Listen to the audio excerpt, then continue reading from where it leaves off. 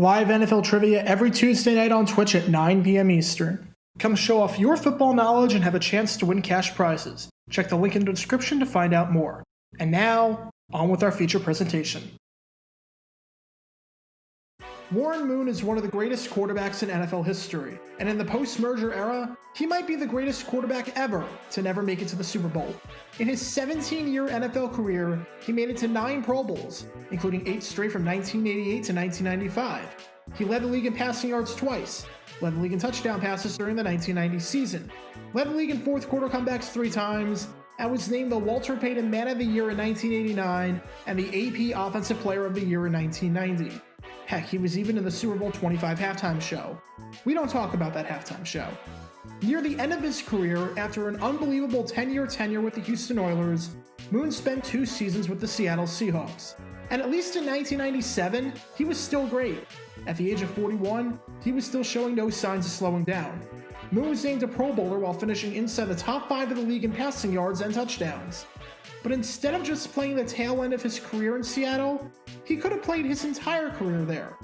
Because Warren Moon was moments away from being known not as the quarterback of the Houston Oilers, but rather as the quarterback of the Seattle Seahawks.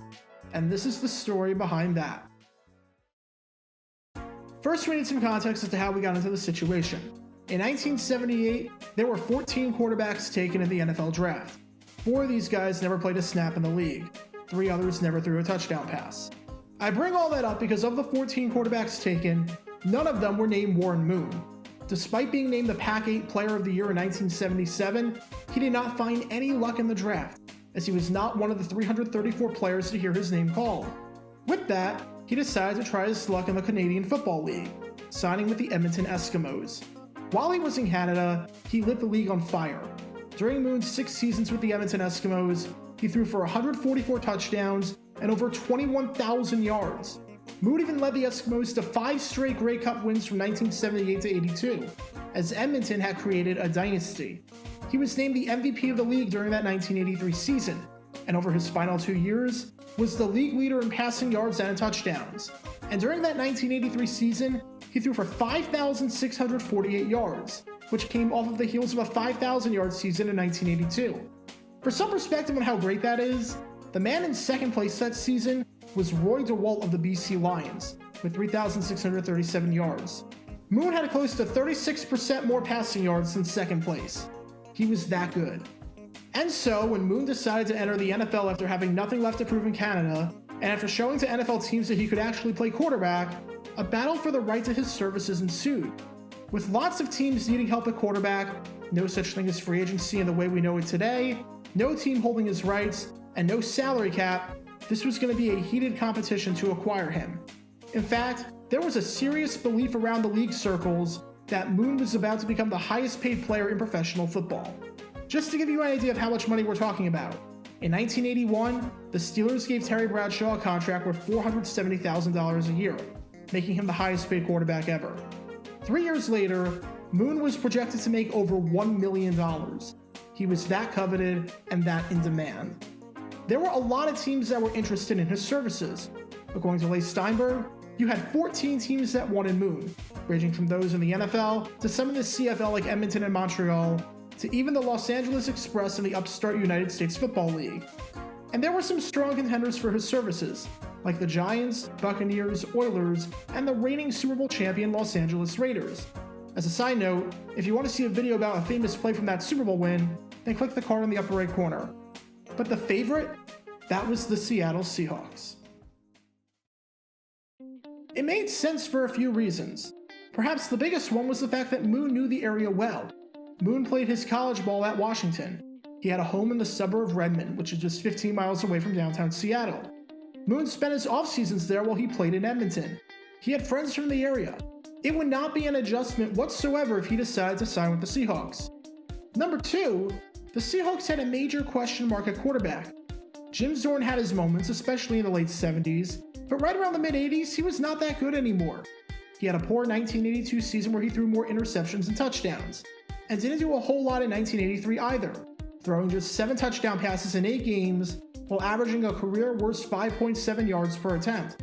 They had Dave Craig, who, to be fair, was solid with the opportunity that he was given during that 1983 season, where he threw 18 touchdown passes and led the Seahawks to the AFC Championship, as the team won its first 2 playoff games in franchise history. But there was a major question of how long he was going to last, and whether he was a fluke or not. I mean, this was a guy who played his college ball at Milton College. Craig went undrafted, and didn't exactly impress in his first 3 seasons with the team. As a quick side note, if you want to learn more about something infamous that Craig did during his time with the Seahawks, then click the video in the upper right corner. Plus, his final impression to end the season was a disastrous game against the Los Angeles Raiders in the AFC Championship. In that game, Craig went 3 for 9 while throwing 3 interceptions, posting a passer rating of 2.8, getting sacked 3 times, and throwing for 12 yards. That's it. For some perspective on just how bad that is, remember that game that Kendall Hinton had, where the Broncos had to put a wide receiver in at quarterback because everyone else was on the COVID list? Hinton threw 9 passes in that game, much like Craig did in the AFC Championship. Hinton had more passing yards. I'm not kidding. Craig was that bad to end the year, and General Manager Mike McCormack had no problem trying to sign Moon to replace him. Craig was fine, but Warren Moon was Warren Moon, and the Seahawks wanted him. The 2 sides tried to hash out a deal. By the time the season was over and we hit the start of February, it was down to 2 teams vying for his services. It came down to the Houston Oilers and the Seattle Seahawks. Houston made Moon a pretty good offer, and Moon was going to sign there. But he had Seattle on his mind. He wavered and changed his mind, actually. McCormack had a chance to bring Moon home, and McCormack offered Moon a contract. The only problem? There was no guaranteed money in the deal. As Moon said, injury-wise, if I would have gotten hurt, I would have gotten my money. But say if I came in and was a total bust or something like that, they could have gotten rid of me because there was a big salary involved. The Oilers were giving him a fully guaranteed deal. The Seahawks, on the other hand, weren't willing to do that. While McCormack wanted Moon, he wasn't ready to go all in like Houston was. Maybe things would be different if Seattle lost in the wildcard round instead of the conference championship, and maybe things would be different if Craig wasn't good, but McCormack's offer wasn't good enough.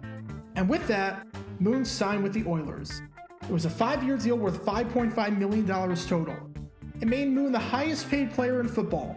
And to add insult to injury, Moon admitted that the main reason he signed in Houston was the guaranteed money. If all else was equal, he'd be playing in the Kingdome. If Seattle offered guaranteed money, he'd be a Seahawk.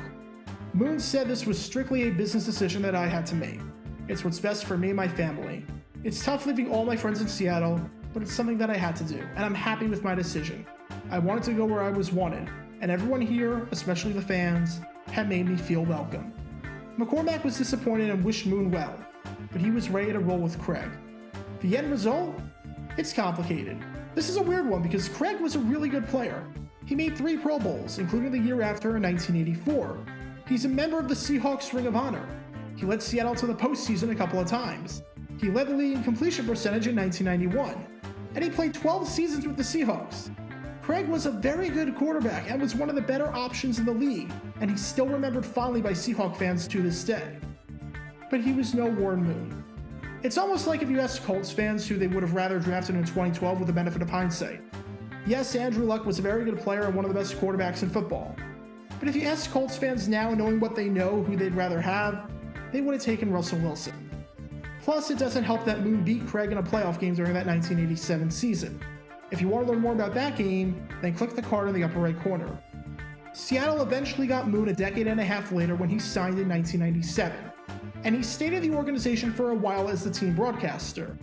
In the end, I guess it all worked out.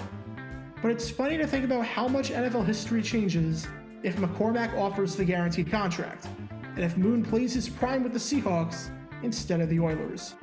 Because as great as Moon was in the Love You Blues, he could have been just as great in a different shade of blue. Be sure to like this video, ring the notification bell, subscribe down below if you haven't already, as it helps the channel out a lot, and be sure to check out Twitch every Tuesday night at 9 p.m. Eastern for your chance to play NFL trivia and win cash prizes. Link in the description below. If you want to see videos like this condensed down to 60 seconds, then follow me on TikTok at CharGator9 and subscribe to 60-Second NFL History on YouTube. Also, special thanks to all of our Patreon supporters for helping out the channel. Your support is greatly appreciated. See how you can become a patron and request future video topics in the description below.